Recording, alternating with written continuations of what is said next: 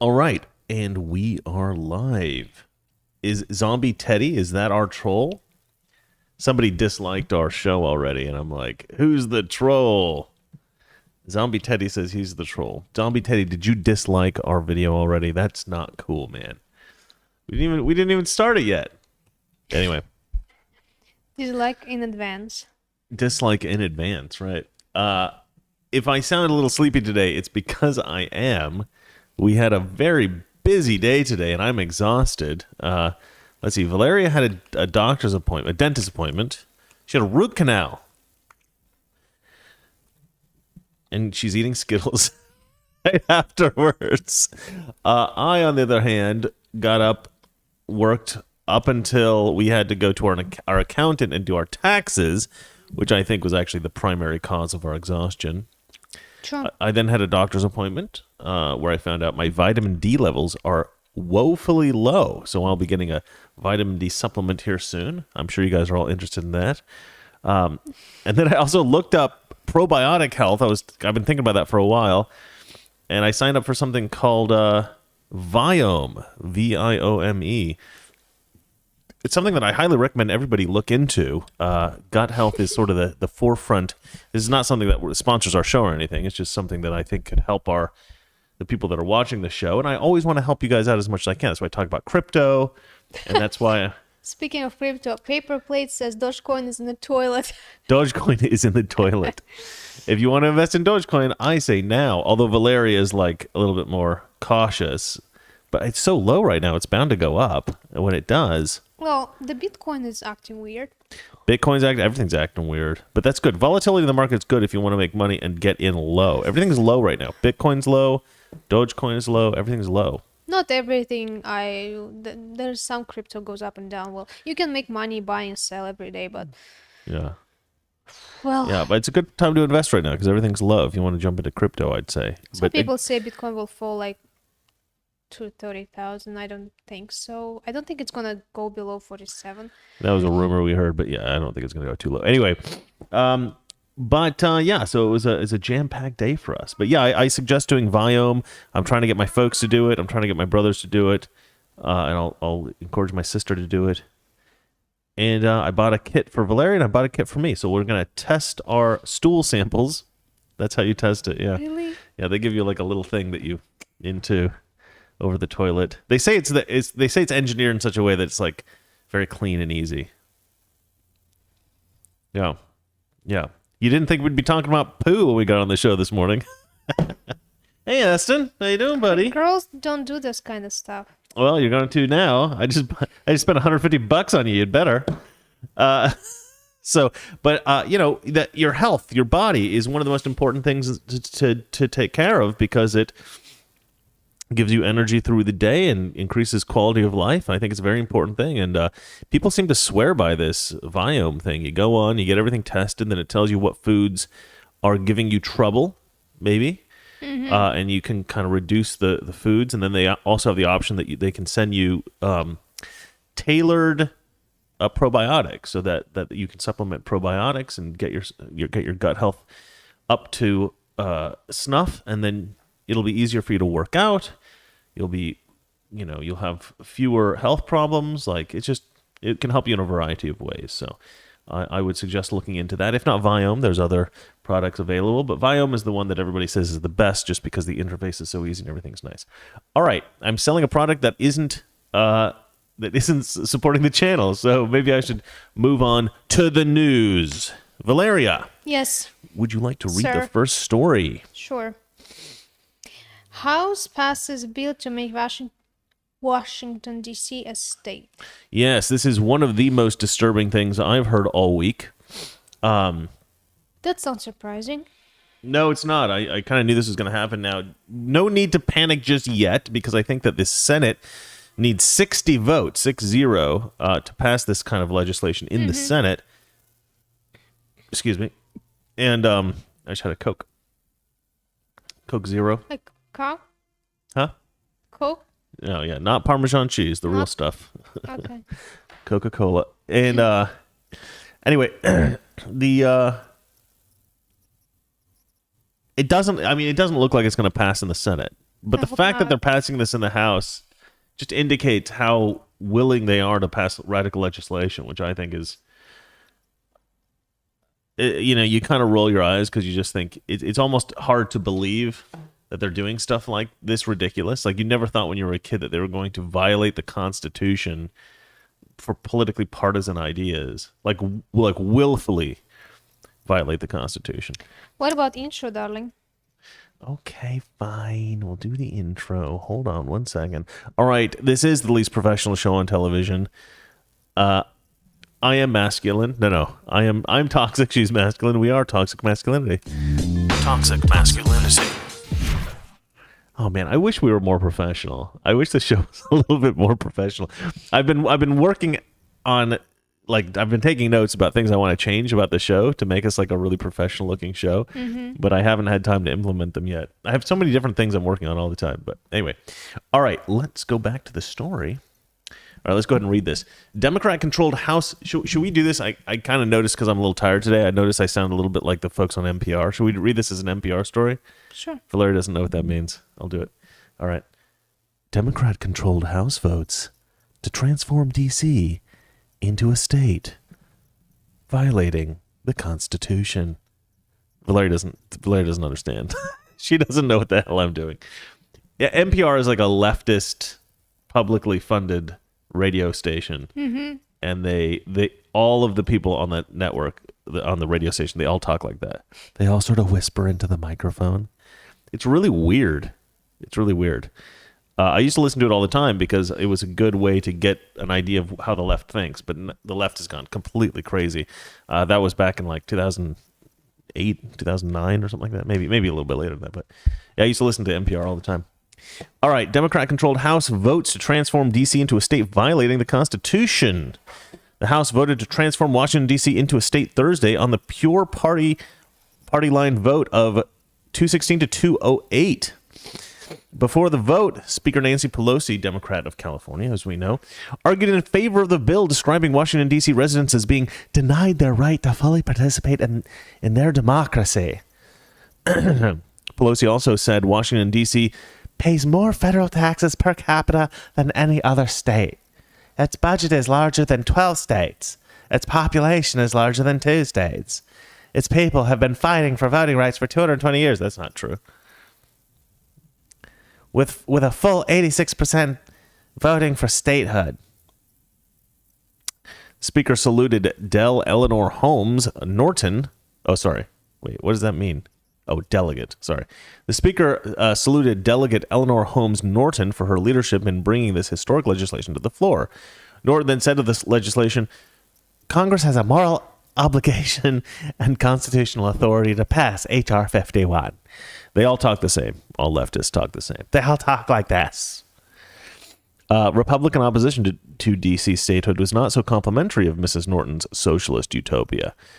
Representative James Cromer, Republican from Kentucky, spoke opposing the legislation. You want to hear what Republicans sound like? I'll do a voice for Republicans. Ready? Let's be clear.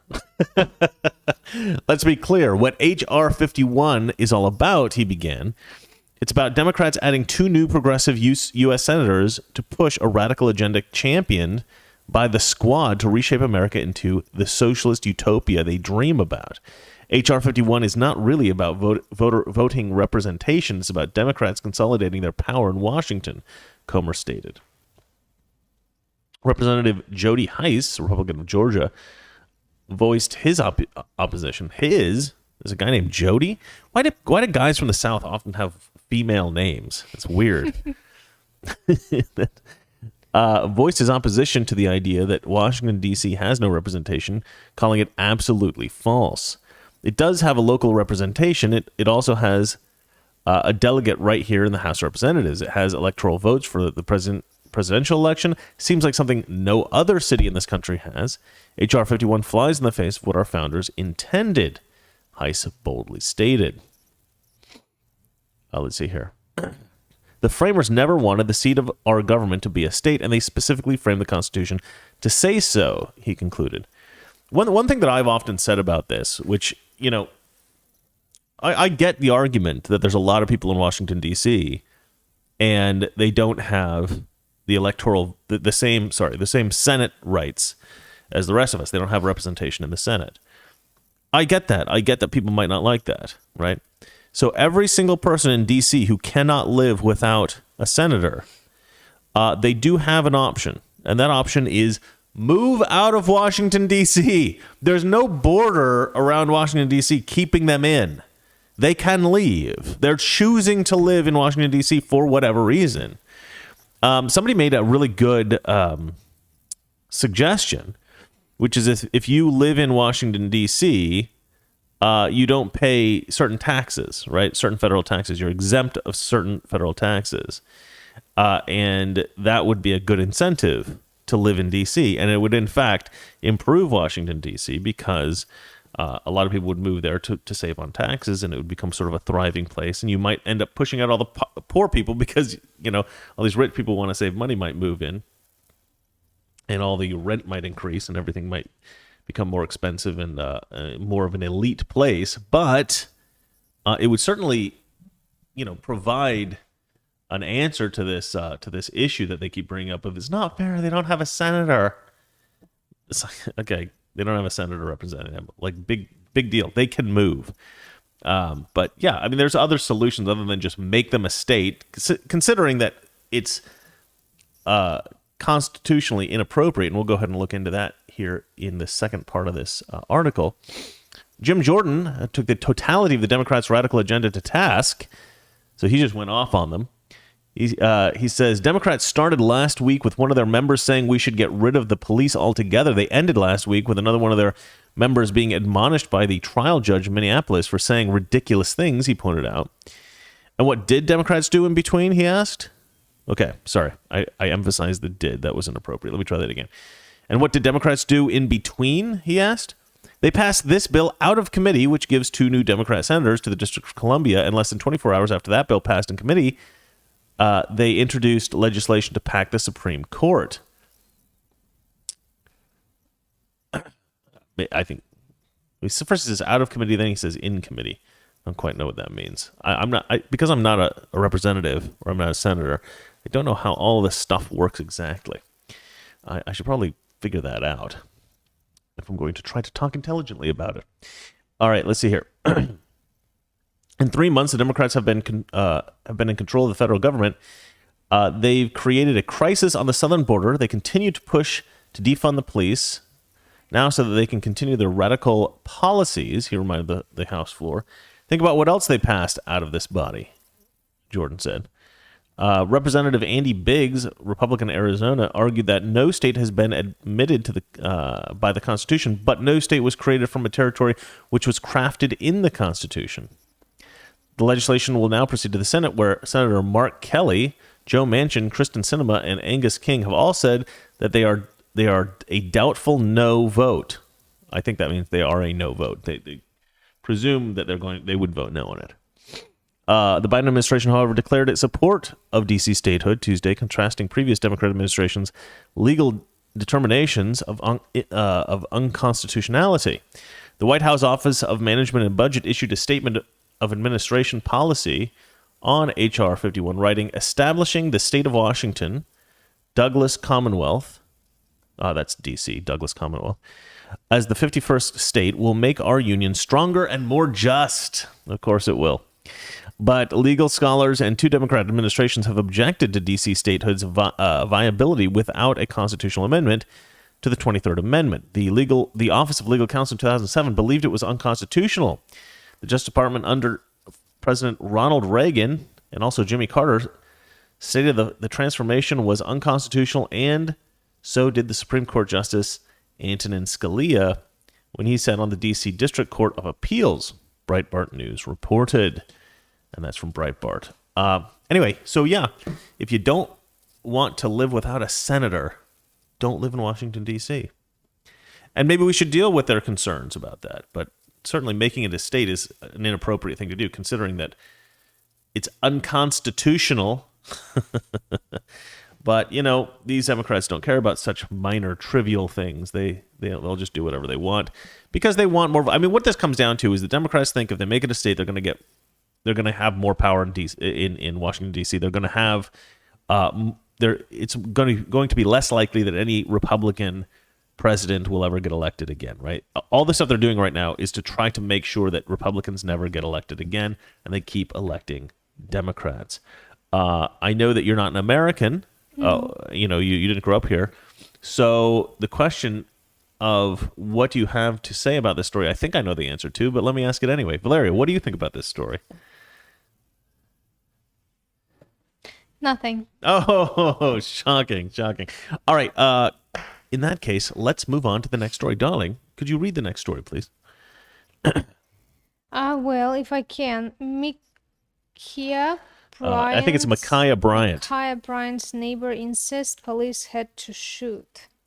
Right. Okay, so let's have a look at this. They didn't have to. No, they didn't have to. Okay, we'll get to that in a second. Right, so Micaiah Bryant's neighbor says officer had no option but to shoot.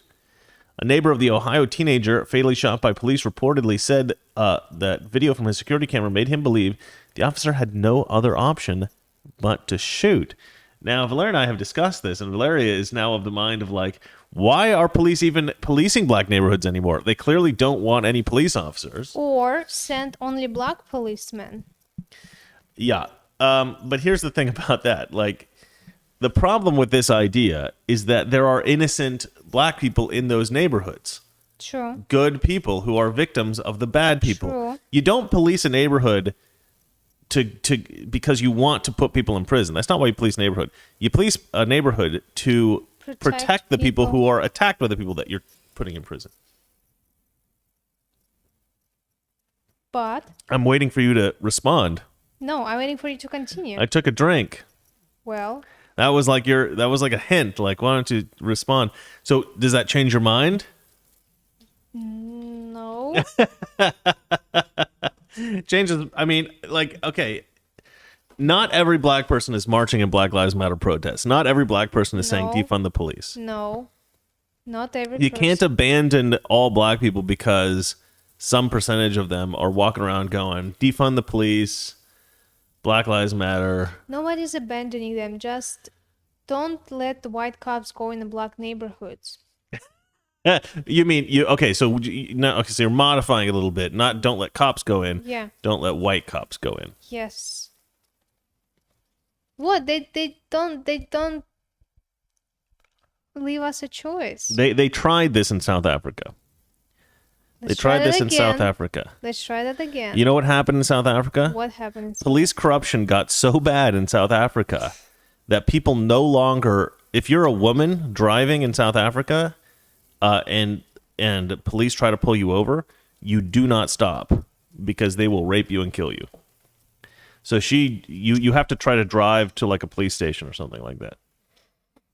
This is the recommendation that I read Wow. when I was doing research on South Africa. Yeah, it's crazy. It's crazy. And the reason for this is because there was this push, the same thing here, where they were saying white cops shouldn't police black people. So they got all these black cops, and it just created all this massive corruption in South Africa, which is not necessarily, I mean, it's, take that for what you will. I'm not trying to, infer anything from that data, but that is what happened. And, this idea of like, oh, we'll just let people from the community police themselves. That's a good idea if, you want fewer arrests and stuff like that. Mm-hmm. But if you want to stop the corruption going on in the neighborhood, it might not be the best idea because you have all these people who are friendly with the people in the neighborhood. Yeah. They may like turn a blind eye to things that they shouldn't be turning a blind eye to. You know what I mean? So I don't know if the community policing thing is always such a great idea. Let's go ahead and read through this. There's also, by the way, footage. I don't know if everybody saw this. Excuse me. Footage that came out of the girl who was going to be stabbed. They had this on the 5 today. I was watching. The girl who was in danger of being stabbed, the one in pink. She didn't seem to be upset that the girl that tried to stab her was shot. And all these people on all like CNN and everything, they keep saying, "Oh, imagine if that girl that was shot. Imagine if you were her parents. Imagine if it was your daughter who got shot." Well, I would hope that my daughter wouldn't try to stab somebody in front of the police. That's the other thing. I'll get to that in a second. But what I wanted to say about this is, imagine your daughter was going to be stabbed. Imagine your daughter was the one that was going to be stabbed, the victim of the stabbing. You would want the police to kill that woman. Sure. I posted to you on Twitter. Not I said, kill, arrest. well, okay, if she's literally like got the knife and she's about to plunge it into your... If somebody's going to plunge a knife into you, I would shoot them. If I had a gun and somebody's about to plunge a knife into you, I would shoot them. And I think you would want me to. My brother actually made this suggestion about what a headline would be in an era in which we hadn't gone completely crazy. I have to go back a little bit. I wrote this tweet. I said, "In a sane world," headline, "Hero cop saves girl from knife-wielding psychopath." That's what the headlines should say in all the newspapers. But what they say is like, "Racist cop, shoots poor black teenage girl for no reason." These headlines are ridiculous. They completely lie about everything. I don't know if any headline said that specifically, but you know what I mean. And yeah, we just gone into a world of crazy. And the other thing that nobody seems to be bringing up, which I don't really understand why nobody's bringing this up, they were having some kind of a dispute, I think, before the police got there, right? That's why the police were called. But it wasn't until the police officer was visibly amongst them, right? The police officer was there.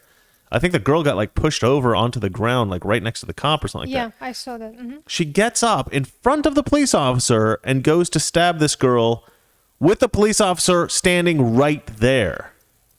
She has some mental illness. Maybe. I'm not sure. What was the fight about? Why did they start the fight? I don't know. I haven't been able to see that. But that to me is pretty like if you're dealing with somebody who's that crazy, who's willing to pull a knife and thrust it at another human being in front of a police officer, I don't know how you don't expect that person's going to get taken down.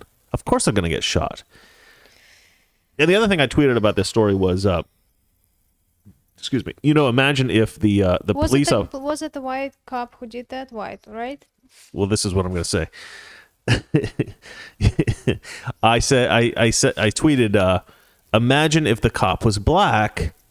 this would never have gotten on the news, right? This would never have even been on the news. If the cop was black, this would never have gone on the news. They did have a black cop there. I don't know, but here's the worst scenario. Imagine the girl who was going to be stabbed was white, and the white cop shot the black girl who was going to stab the white girl. Then it would be even a bigger story, I think this is kind of going to fade away because the victim of the stabbing was also black, so he saved a black girl, right? Mm-hmm. But let's go ahead and read the story as this neighbor has said that the neighbor believes that it was justified. A neighbor of the Ohio teenager fatally shot by police reportedly said his video from his security camera made him believe the officer had no other option but to shoot. They were calling each other the B word, so I figured it was just a girl fight, said Donovan Brinson, according to the New York Post. He explained, I should have grabbed the New York Post for this. I don't like to get secondary sources. I always like to get primary sources. He explained that the yelling grew louder when he took his dog into the backyard. So he went back inside, the outlet continued. Let's see here. I'll just click on New York Post. Why not? Let's go to the original source here. Sorry, just a little pet peeve of mine to get the secondary source. Let's see. They were calling each other the B words, blah, blah, blah, blah. So he went back into his home. When the police arrived, he said he heard 4 shots as his wife, Rachel, dove to the floor. Brinson said he looked out the window of his laundry room and saw the mortally wounded Micaiah Bryant lying on the ground. This is Micaiah Bryant. And, I mean, she looks like a nice girl. It's always a tragedy when these sorts of things happen. You don't want people to be killed. But, look at this. She was going to stab this woman to death. I'm sorry. You can't just let somebody stab somebody to death. And maybe she wasn't. Maybe she wasn't going to. But that's what it looks like to me. I don't know if I could... Was it a real knife, at least? Yeah, she was going to stab her. She was 15 years old, right? I think, yeah, something 17, something like that. He quickly thought of his surveillance camera fixed to the garage, and he watched the shocking footage, which captured the fight and the glint of a knife. It was violent, and it all just happened so fast, Brinson told the dispatch, citing a girl dressed in pink who was the second female involved in the altercation with Bryant. Let's see here. Brinson, who turned his video over to police, said he believed that the police had taken that had the police not taken immediate action, more people could have been killed. Oh gosh, people are already protesting with her name on like placards and stuff like that. This is ridiculous. Oh, they attended a vigil. She's 16, yeah. Yeah, you're right.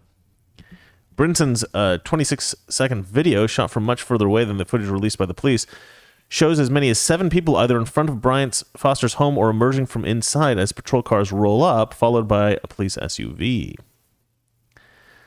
The Foster mom told the newspaper she was at work when the incident happened and declined further comment. Another neighbor, I had a knife pulled on me once.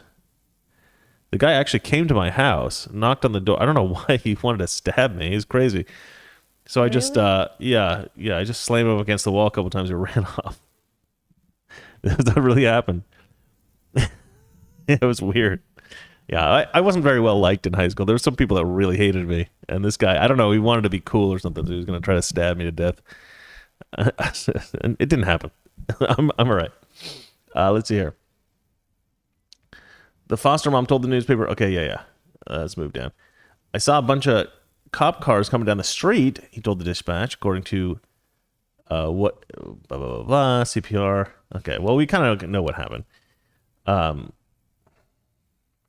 officer has been placed on paid leave, and he's been identified in reports as Nicholas Reardon, a U.S. Air National Guardsman who received an expert marksmanship badge. Yeah, you do not want to stab somebody in front of him. He is not going to miss. Anyway, so darling, curious if you have any thoughts on this whole situation. Larry's in her house shoes. She's very, very comfortable right now. I don't know what to say. Yeah, it's an ugly situation. It's a messy situation. Every single time when black cop shoots, you mean a white cop? Some white cop shoots somebody black. There's always going to be this. Yeah, forever. It's always going to happen. It's like never gonna stop. It's like it's because annoying. we give in to them every single time. I mean, I'm about to read another story where we're talking about a square in Minnesota that's been named George Floyd Square. There's a place in D.C. called Black Lives Matter Square or something like that. They're naming places after these organizations and these protests and this crap. This is not a civil rights movement. This is a domestic terrorist organization pressuring the United States into doing things and succeeding, and we're giving into it. And every time we give into it, you know what happens? They pressure us to do something else. They pressure us to do something more. And so you're 100% right. All they've learned through 2020 is that the more stores they burn down, the more people they kill, the more chaos they cause, the more restaurants, dining events they interrupt, the more often they do this stuff, the more stuff they're going to get in return. The more people are going to give in to them. Politicians are going to, change legislation in favor of what they want. We've turned our society, we've allowed ourselves to be held hostage by Black Lives Matter and these other organizations, Antifa and stuff like that. Sure. And we've sort of given into it. We've all got, it seems like our country has Stockholm syndrome. We're like, oh, no, we love our captors. They're amazing. They're so great. It's terrible, man. It's terrible. All right. I guess that's good for that story. I don't really want to talk about it all that much more. We have another story that's related to it, so we're going to get into that at the end of the news segment. But let's go on to story number 3, shall we? Yeah. Rules for white people posted at George Floyd Square in Minneapolis. Right, so this is, of rules course, for white people. This is what I was talking about, how they're naming places after George Floyd now, which is, let's name things after a murderer, psycho, not a murderer. He didn't murder anybody as far as I know, but he did. Criminal. Yeah, he's a criminal. He held like a gun up to some pregnant woman's stomach. I mean, he's clearly like a bad dude. But let's name places after criminals now because they're black and they got shot by police. It's ridiculous. Okay, so activists. Okay, let me read this is from Gateway Pundit. Their headline is "Rules for White People Posted at George Floyd Square in Minneapolis." Activists controlling the autonomous zone. They have an autonomous zone, apparently. The whole concept of autonomous zone is stupid. All right, we should stop letting autonomous zones happen. Send the police in, take the people out, be like, there's no such thing as an autonomous zone. Grow up, stop being children. It's like when you built a fort as a child. You ever build forts when you were a kid in Russia? Was that a thing? Of course. Of course. This is an autonomous zone, Mom. They're going to start calling them now. All the kids are starting. They're no longer going to make forts. They're going to make autonomous zones. Activists strolling the autonomous zone at George Floyd Square at East 38th Street and Chicago Avenue in Minneapolis have posted notices at the entrance with instructions for visitors that include a section on rules for white people entering the sacred space where George Floyd died while resisting arrest on May 25th last year. Officer Derek Chauvin was convicted on Tuesday in Floyd's death. Blah blah blah. We know that. Okay, but let's have a look at some of these things that they've. I'll read it from here. So they've written for white people in particular: decenter yourself and come to listen, to learn, to mourn, and to witness. Remember, you're here to support, not to be supported.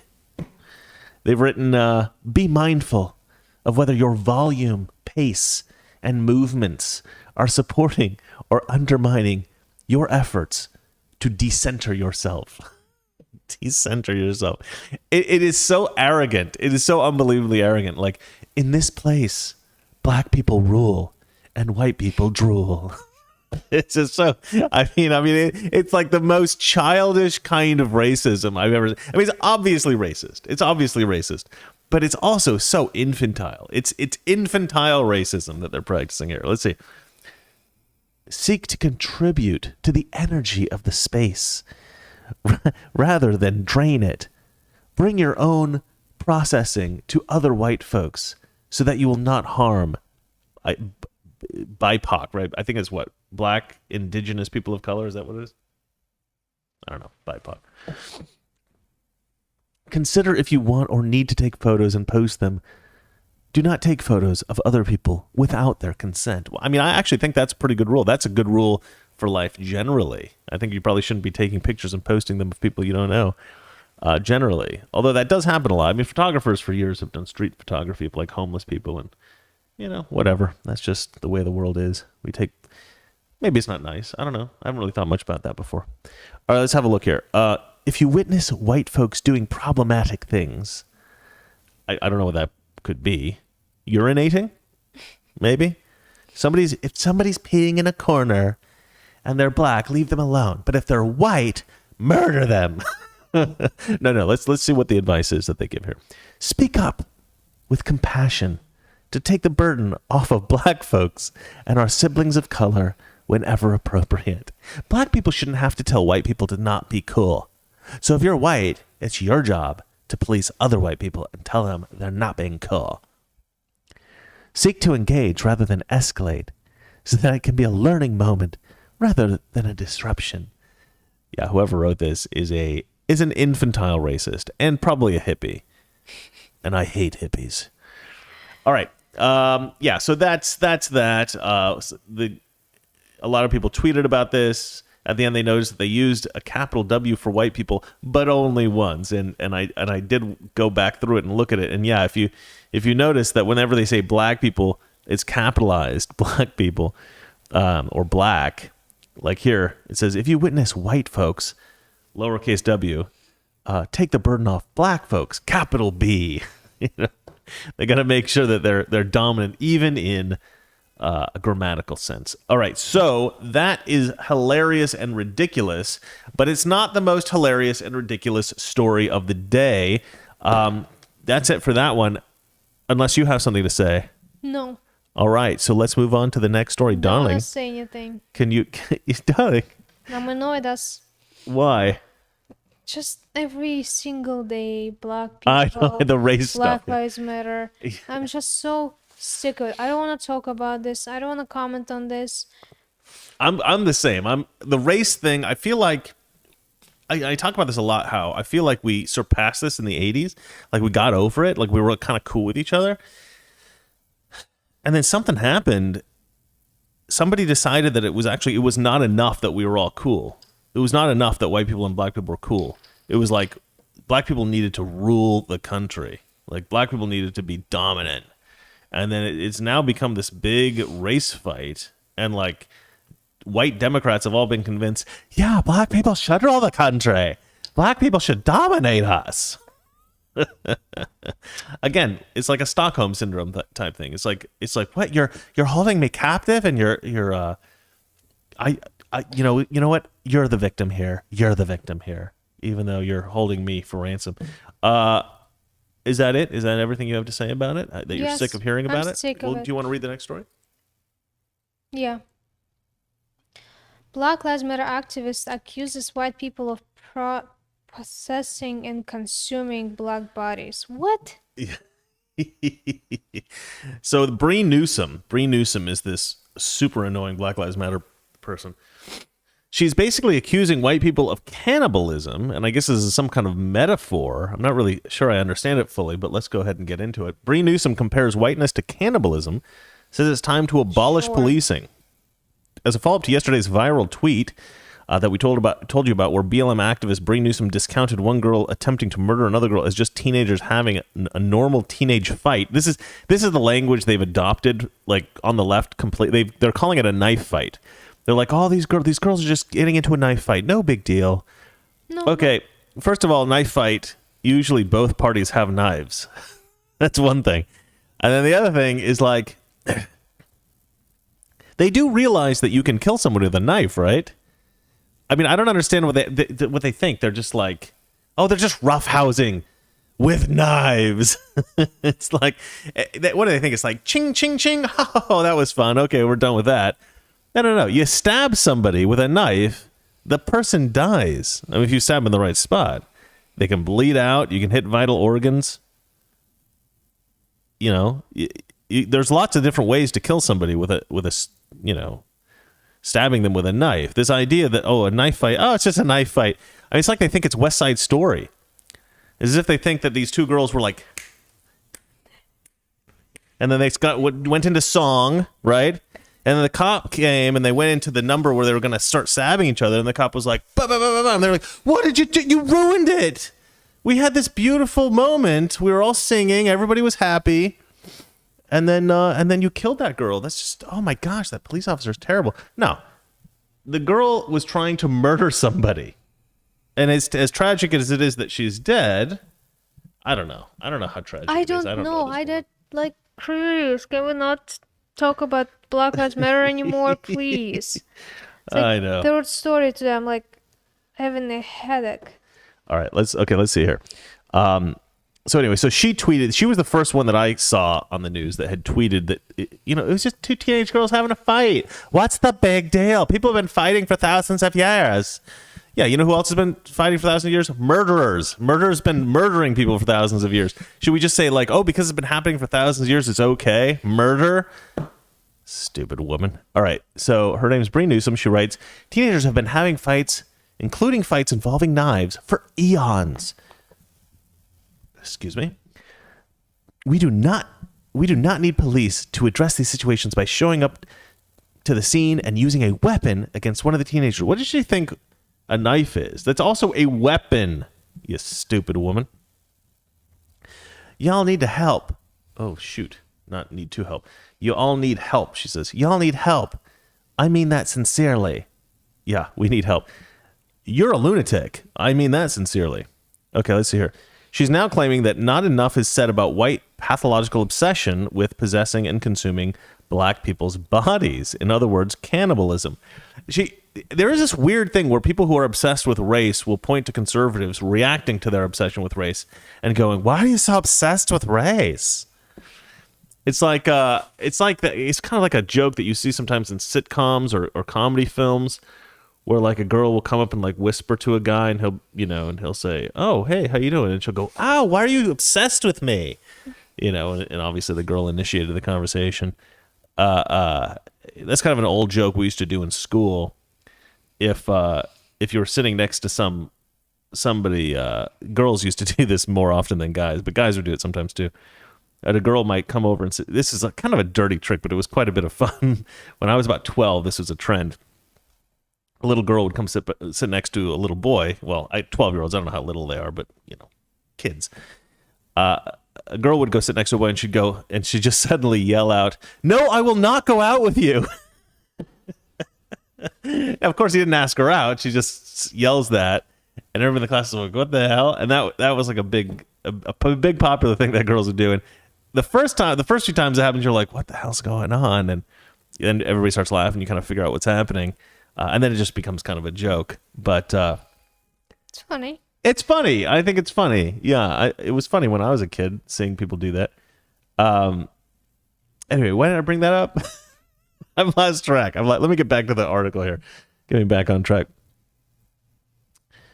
So this girl writes, I don't think enough is said about white pathological obsession. Yeah, so this is, every time I hit the dang thing, they shouldn't be links. They should just be pictures. Yeah, so she's saying that, gosh, why are white people so obsessed with me? It's like, we're not obsessed with you. You're the one talking about race, lady. Okay, and she says, and little attention is given to cannibal-like tendencies of whiteness, particularly the disturbing obsession with dismembering and possessing people with dark skin, which I don't understand that at all. I don't even understand what the metaphor is. If it's a metaphor, I don't understand that. I mean, I like dark meat chicken, but I think that's true of everybody, right? I mean, the white part is too dry. Everybody knows that. All right, let's see here. Actually, that's a bit. I want to do this bit with one of my black friends where we just like talk, like where you go and you talk about all the black things in the world that are bad, and then they talk about all the white things in the world that are bad. It's kind of like a joke thing, like white chicken. That's a good one. White chicken, far drier than dark chicken, much tastier. Okay, let's have a look here. She writes, because the normalization of white supremacy means so much emphasis is placed on otherizing. Woo, there's a nice word. They just made that up. Otherizing the non-white individual, little attention is given to the cannibal-like tendencies of whiteness, particularly the disturbing obsession with dismembering and possessing people with dark skin. This is like literal insanity. I'm not really sure how to describe this in any other way. This is clearly somebody who is mentally ill.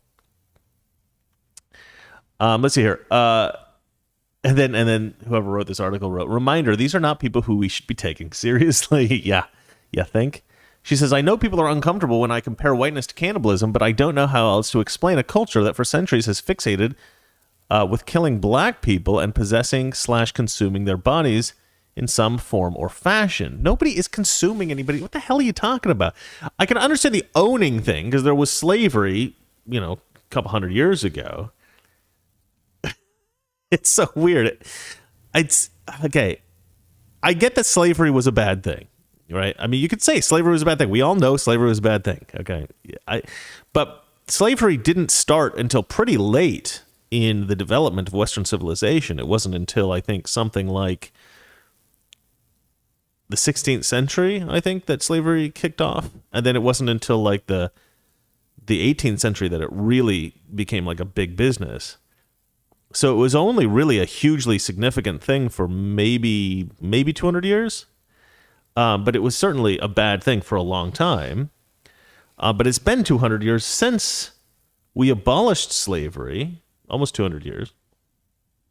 And we've been trying to kind of fix the situation since then. And there was also slavery long before that, usually with,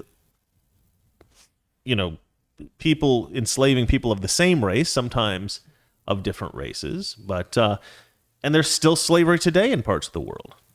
And so to sit here and say, oh, that was the worst thing that ever happened in history, and we got to keep talking about it in new ways and liken it to cannibalism, which I don't think ever happened. I don't know of any slave owners that literally cannibalized their slaves. I'm not sure this ever happened, although I'm sure it would make a great, novel that she could write, and she could probably make a ton of money on that. Let's see here. She says, I think that because whiteness has been the dominant force, it's sometimes the norm for white supremacists, scientists, all those white supremacist scientists out there doing their white supremacy science, to normalize the othering of non-white people, and few people, if any, have turned that lens on whiteness to examine the pathology of white people's obsession with skin color. Again, I talk about this like every show, because every show I read some nonsense gibberish from somebody who uses a bunch of like esoteric language or convoluted sentences. You know, the sentence structure or the way that things are expressed is so convoluted and difficult to understand that people who maybe don't want to use the brain energy to break it down will just accept, okay, this person's smart and I'm just going to believe what they're saying. Even though I don't understand it, I'm just going to accept whatever it is that I perceive that they're saying because they sound so smart.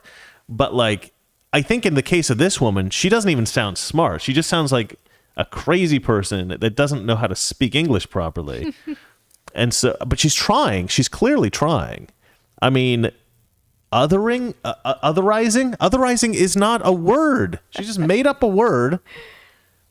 The otherizing of white people, and few people, if any, have turned that lens. They often say things like turn a lens toward, you know, they have certain kinds of terms and turns of phrase that they like to use.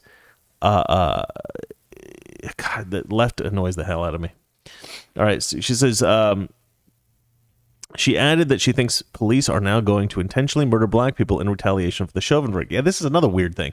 So somebody else, Puff the Magic Hater, somebody named Mrs. Kelly M. Hayes, who looks white, writes, somebody emailed me today asking if the verdict might at least save some lives by creating hesitation among some police who don't want to go to prison themselves. I told them the truth, that I believe police will take more lives in retaliation. Yeah, because of the Chauvin trial, all these police officers who loved Derek Chauvin so much, and they had no idea who he was, are going to go around and start shooting black people.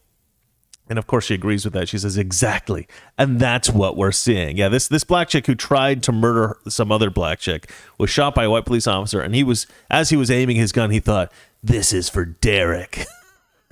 It's ridiculous. It's ridiculous. Except that's not what's happening. I also read, I don't know where I saw this. I watched it on TV. Maybe it was Sky News. Maybe it was a YouTube video. I'm not sure. But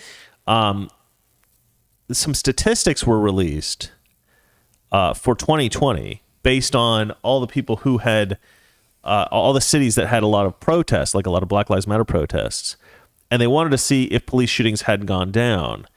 And police shootings had gone down in those cities. They estimated that something like 300 fewer suspects have died by the hands of police since the protest started. But because police aren't policing as much in those areas, they also estimated that about 6,000 people have actually been murdered because police didn't intervene in crimes.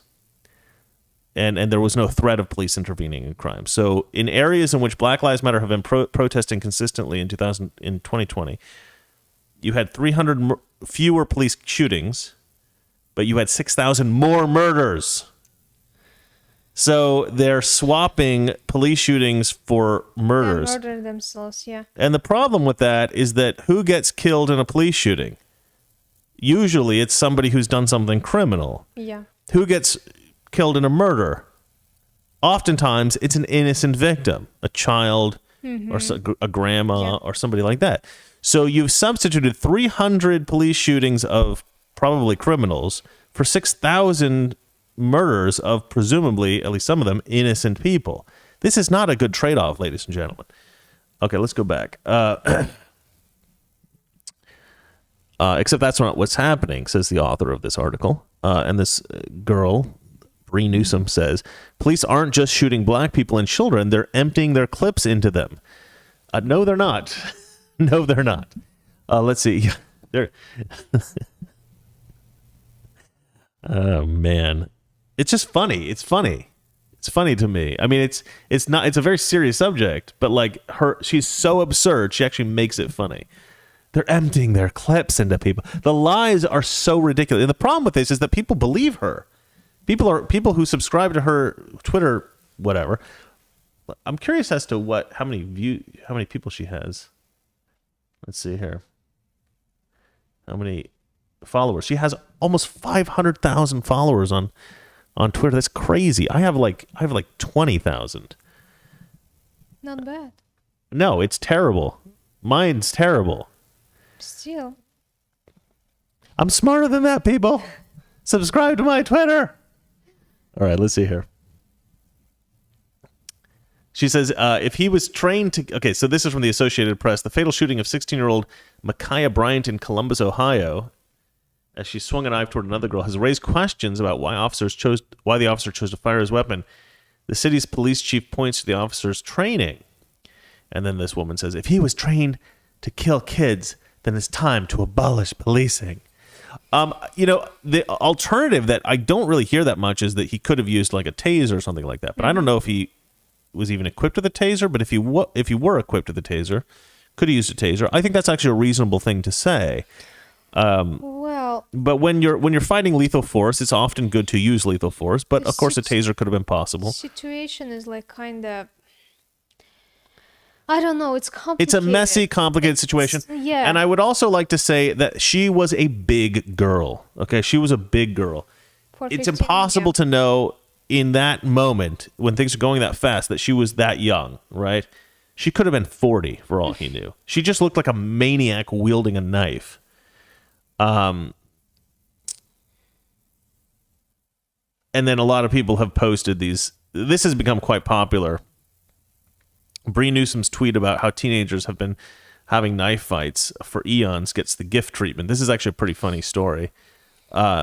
So basically everybody, and this is why I was talking earlier about the whole idea about the Jets and the Sharks going into a musical because of these tweets. So everybody has been tweeting scenes from movies, either scenes that were terrifying because, to indicate that actually knives are dangerous, or scenes that are hilarious to suggest that this is how they think that the fight was supposed to go. It was like a scene from a musical, and so they've got here like the Princess Bride sword fighting.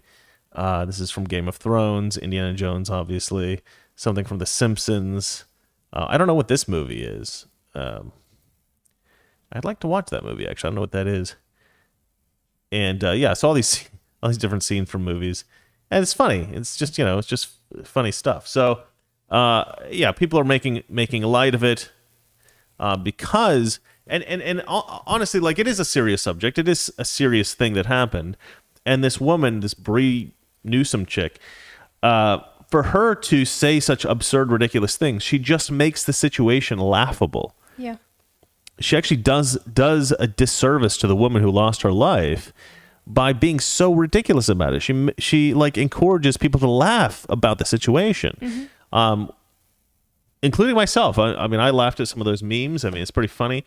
But when you go back to the core of it and see that this woman attacked somebody with a knife and then was shot to death, I mean, it's a pretty horrible situation. We're laughing about it because this woman says such ridiculous things. Obviously, we're not laughing at the fact the woman was killed, but we're laughing at the response to it by some of these people.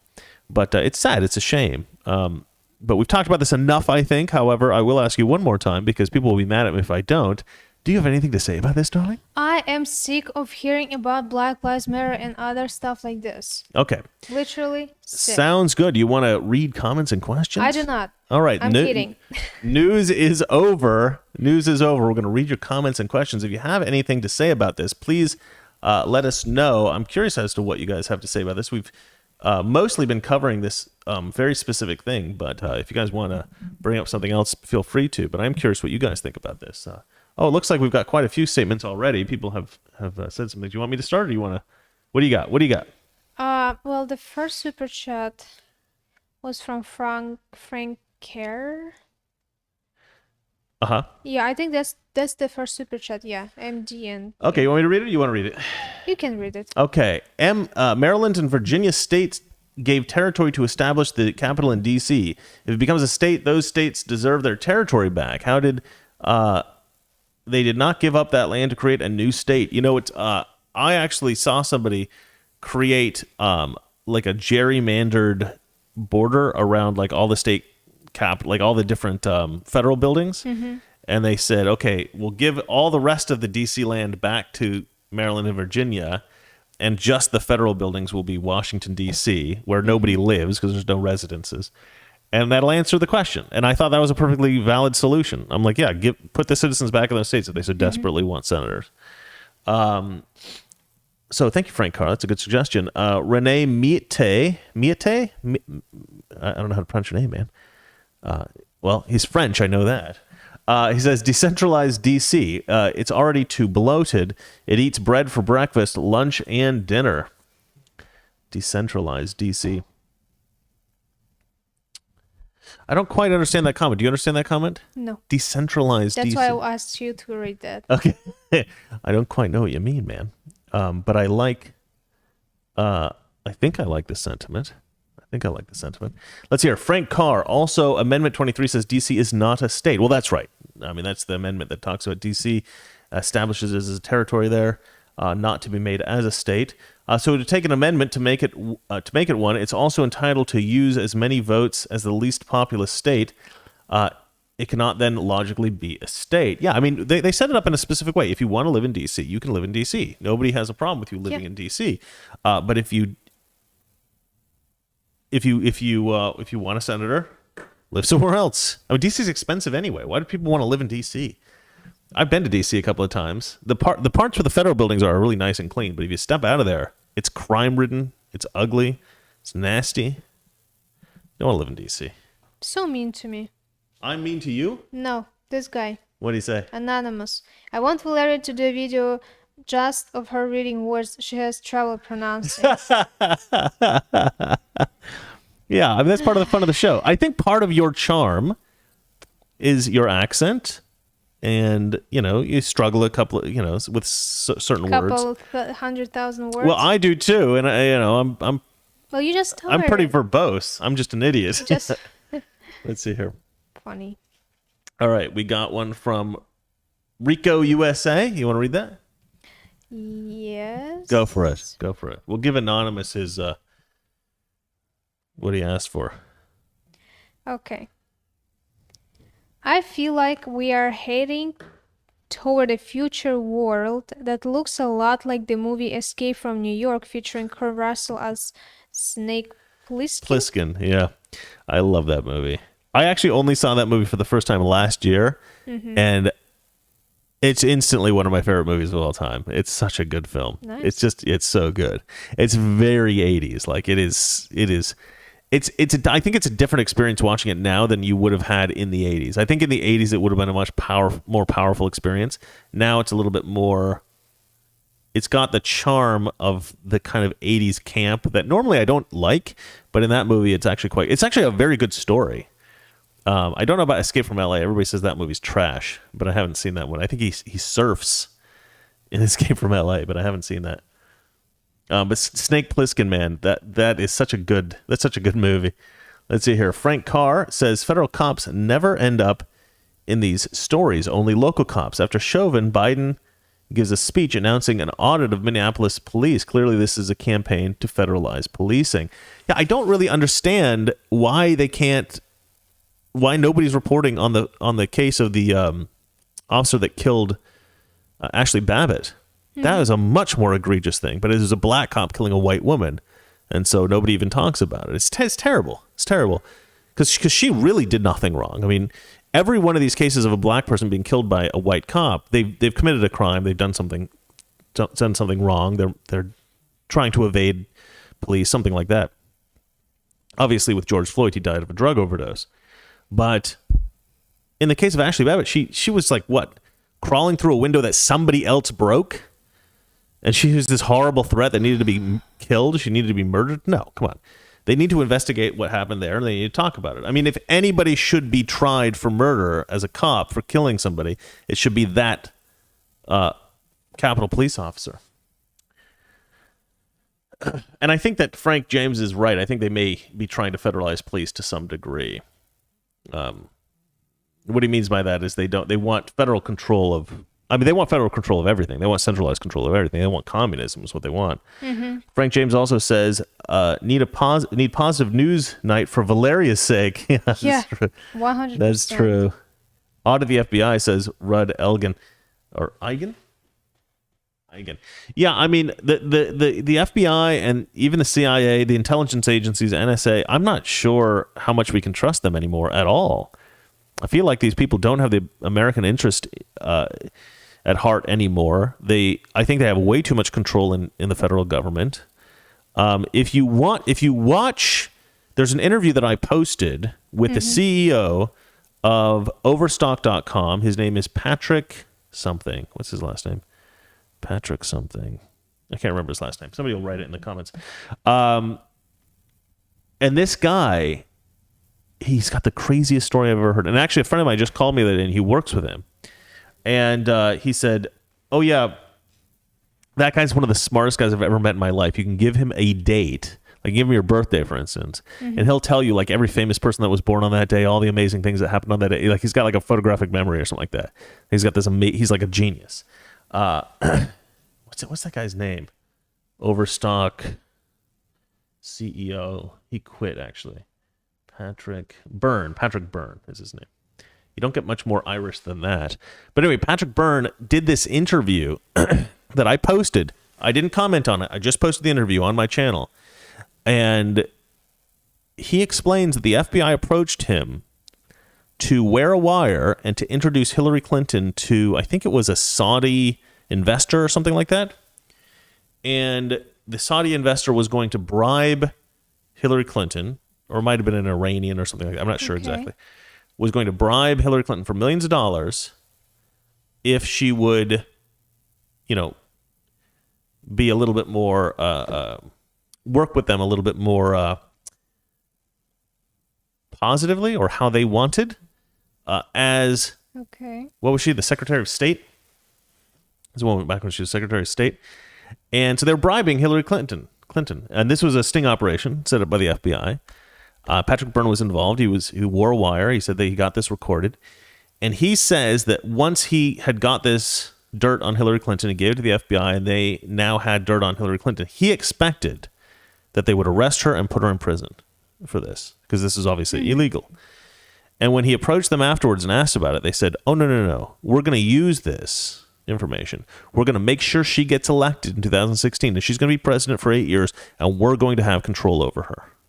Wow. And what he said was that Barack Obama was going to wield, was going to actually be the one controlling things. But I don't know how true that was. But the idea was that the FBI was going to then control the president.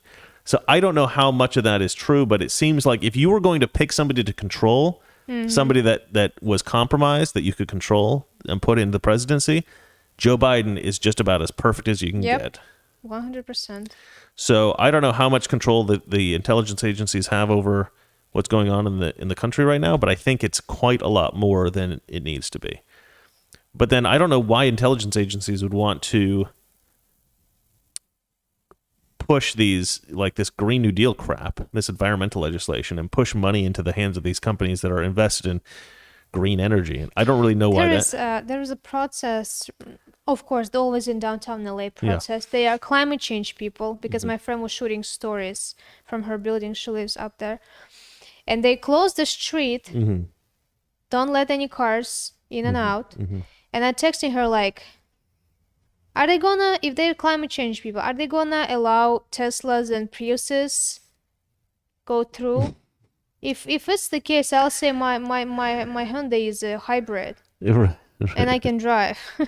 Right. Like, we should get a bumper sticker that says my other car's a hybrid. So people think we're good people. It's like, guys. Hey, did you order those bumper stickers? No, I didn't. Somebody gave you money for bumper stickers. I know. I don't know which one should I get, American flag or Blue Lives Matter, because Blue Lives Matter, I mean, my car's going to be destroyed, but I can use my insurance. I feel like well, get both. So get both. You joking? Okay, get the American flag. American flag. Yeah. I was against it before because I didn't want to get a car busted up and I didn't want her to be targeted, but Yeah, well, we have a garage. We do, but sometimes I park car somewhere if I don't know. Somebody in our building, because we don't live in like the most beautiful building. I mean, we live in an old building. It's okay. It's not bad, but it's not amazing. But so there's a lot of relatively low income people that live on the lower floors. But somebody in our building has an I-8 because parked sort of catty corner from us. There's a friggin' I-8, and every time I pass by it, I'm jealous. But I think it's because some of the people that live in my building are drug dealers, and that's not like a joke. That's what I understand from talking to security here. Like some of the people who like live on the top floors in the penthouse and stuff are drug dealers. You know, they're like, and they have hundreds of thousands of dollars because they're drug dealers and they have like nice cars and crap. Anyway, let's see here. Frank James did say something else. He said the left attacks the cop for stopping a stabbing. That's outrageous to me. Maybe they should hold back and let shooters loose in schools. They're beyond ignorant. It's almost evil. I don't think it's almost evil. I think it's straight up evil. Kiwana Hurt says, FBI and CIA dream of being Nazi SS or communist KGB agents. Don't make me read stuff like that on my show. I don't want this demonetized. Let's see. Germany in the 1930s or Russia in the 1980s. I think that's what you mean. Let's see here. Cover the entire car in flag stickers. Yeah, should we get a wrap? We should get a wrap.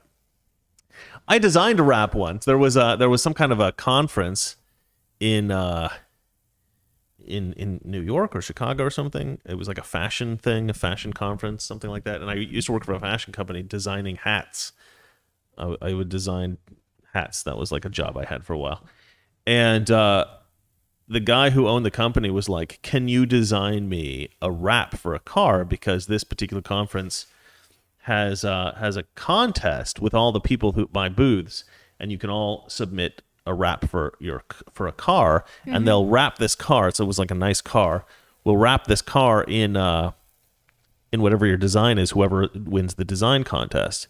And he had two designs that he wanted me to do. One was impossible. It was like really, really, really difficult. He wanted me to do it in leather, which meant that I had to make the seams match the car's dimensions, which is fine, except leather is kind of a difficult thing to Photoshop because you need to get the seams right and you need to get the leather. And the thing was, he wanted the leather to look very fine, and you would have had to blow the leather up really big, and then it looked kind of digitally, so you had to get really good pictures, and it just took a long time. I was experimenting with different leather textures. It took me forever. The other thing he wanted was just flames, and that was much easier. So I did the flames one, and I did the leather one, but the leather wasn't done in time, and he was really pissed off, and he was like yelling at me. And I'm like, dude, do not talk to me like that ever again, because I will just work for somebody else and like screw you. And he was like, okay, I'm sorry, that was out of line. And then he won the contest, and he got his logo on this car, and you know, and helped his company quite a bit. That company died eventually. It didn't do well. But I had hats in like Bloomingdale's and stuff. That was quite a fun job. That's actually cool. He was actually all right, despite the fact that he kind of lost his temper once. That's just one of my many jobs I've had. I've had hundreds, ladies and gentlemen. Before I did YouTube, I had a gazillion other jobs. I've worked for major film studios. I've worked on a children's show. I worked in fashion. I've done all kinds of things. I've valeted cars. Weirdly, some of my like crappiest, like low income jobs, like valeting, they're some of my favorite experiences in my life. But and then some of the higher end jobs, I don't know. Anyway, interesting stuff. Darling, do you have anything to say? No, do you want to read the next question? Your comment? From Jeff Beal, you mean? From... Well, let me read this one. He says, get a sticker that says BLM Blue Lives Matter in smaller writing. It's like they'll cheer until they get close. Then it's like a kick in the dick. It looks like it says Black Lives Matter, but it's Blue Lives Matter. That's funny, man. We should do that. They're like, yeah, Black Lives. Wait, what? Yeah, that'll probably get a shot. I'll think about that. Is there another comment you wanted to read? Yeah, it's from Frank Care. How do you pronounce it? Care or Car? Car, yes. Car. Did you hear about this? Federal cops never end up in these stories, only local cops. After Chauvin, Biden gave a special announcing an audit of Minneapolis police. Clearly, this is a campaign to federalize policing. Yeah, I would read that, except I already read it. Really? Yeah. Are you sure? Yes. Okay. But Because thank you you, like Frank Carr. read like random super chats. I keep in track on them, Yeah. and you start reading, and I was like, I don't know which one. Yeah. Anyway, I You read know. that one. You But mess things up. somebody's So. asking if we're married. Yes, we're married. We're married. We were married a couple years ago. We actually been married the entire time I've had my YouTube channel. Almost. We got married very early on, but I used to call her my girlfriend because I don't know. I didn't think it was something I wanted to be public. I was just like, I don't know. I was fine with just what? What are you looking at me like Next that for? comment Yeah. from Frank James. Need a positive news right for Valerie say, you read this too. Yeah, I know. Chris, stop reading super chat. You know we read them at the end of the show. I read them at the end of the show. What are you talking about? I just read. You read them from the end. I have from the beginning. Chris, I'm not sure that's true. What are you doing? I don't know what you're What are you talking doing? Why did you do this to me? I don't know. I like to make you look stupid. Uh-oh. The little octopus got... Oh, that wasn't even close. That was a terrible throw. I can't even reach that. Oh, no. It's chapstick. You crazy woman. You're going to get that, by the way, because that's back behind the thing. All right. I think... Yeah, oh, no. More attacks? Oh, no. This is a delay. I thought you were throwing something else. Okay, shall we end the show with domestic violence? I think that was quite fun. Yeah. All right, guys. Tune in every weekday for more domestic violence. I am toxic. She is masculine. Together we are toxic masculinity. The most unprofessional show on YouTube. All right. I guess that's it. You want to say goodbye? Goodbye. Goodbye. Toxic masculinity.